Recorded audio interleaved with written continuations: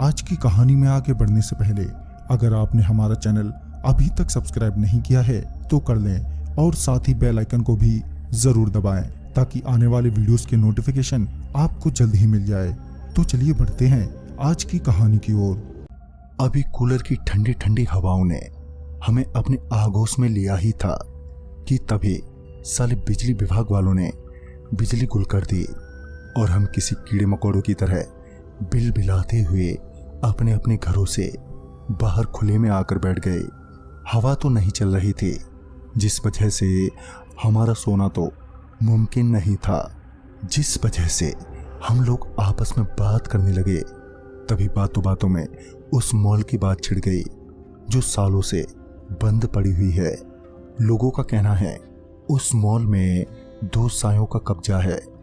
अभी बात छिड़ी ही थी कि गौतम ने कहा, देखो यारो, बिजली विभाग वाले तो अभी अपनी मरवाने में बिजी हैं, तो लाइट तो आने से रही, तो क्यों ना सैर सपाटा हो जाए।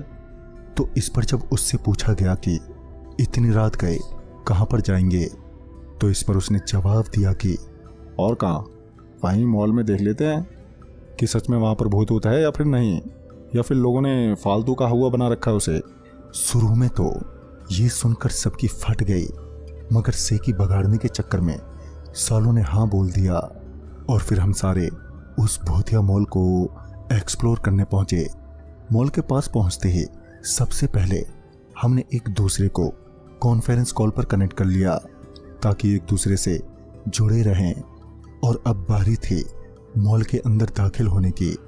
अभी हम मॉल में दाखिल हुए ही थे कि एक कुत्ते का झुंड हमारे पीछे पड़ गया और कुत्तों से जान बचाने के चक्कर में हम सारे इस कदर भागे कि हम सभी के सभी इधर उधर बिखर गए। अब बिखरने के बाद जब मुझे एहसास हुआ कि मेरे पीछे कोई और भी है, एक पल के लिए सहम-सा गया। उस अंधेरे मॉल में मेरे पास मेरे मोबाइल फोन की फ्लैश लाइट के अलावा कोई और रोशनी नहीं थी। जैसा कि हम सभी ने तय किया था कि मॉल की छत पर जाकर सभी को मिलना है, तो मैं फ्लैश लाइट के सहारे मॉल की छत की ओर बढ़ने लगा। अभी मैं 3rd फ्लोर की ओर बढ़ ही रहा था कि तभी मुझे सीढ़ियों पर किसी के चलने की आवाज़ें सुनाई दी, जिससे मुझे लगा कि शायद हम में से ही कोई होगा।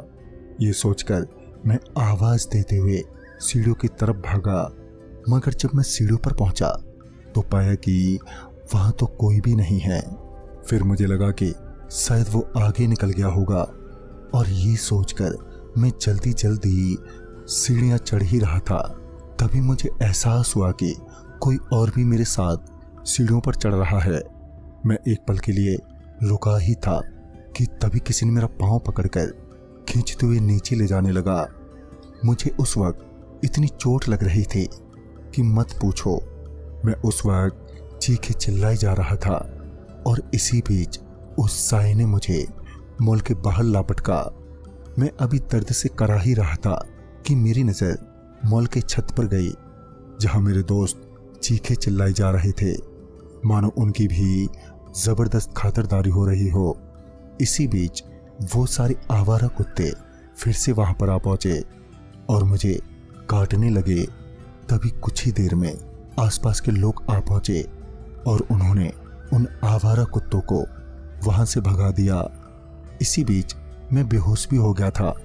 फिर जब होश आया तो हम सारे के सारे हॉस्पिटल के बिस्तर पर करा रहे थे।